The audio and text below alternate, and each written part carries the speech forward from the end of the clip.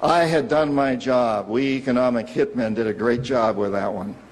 So we decided that Saddam Hussein ought to accept something very similar. Now, probably a lot of you know that Saddam has been our boy for a very, very long time. You may remember Abdul Karim Qasim, who was president of Iraq in the early 60s.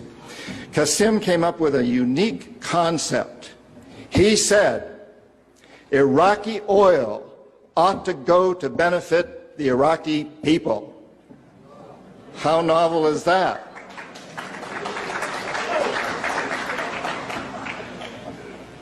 But we didn't like that very much. He began to tax the oil companies, particularly the British and some American companies, and threatened to nationalize our oil companies. And so we decided that Qasim had to go. The CIA sent in an assassination team. It was headed by a man who was still going through high school, an Iraqi citizen who was still going through high school.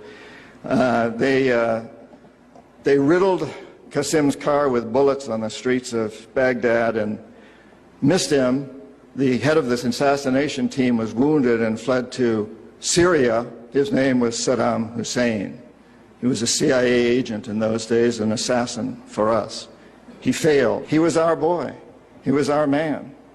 And so, and we sold him a lot of, and gave him a lot of tanks. We built him, Bechtel built him big chemical, I ought to know, my father-in-law was chief architect at Bechtel, built Saddam big chemical plants that were used, and we knew that they were used to make mustard gas and other chemical weapons that were being employed against the Kurds and later the Iranians. We knew this, but we sold him these things. You have to remember that Middle Eastern oil is the oil that's used by a great deal of Europe and China and Japan. If we control Middle Eastern oil, we control our biggest potential competitors, Japan, China, Europe.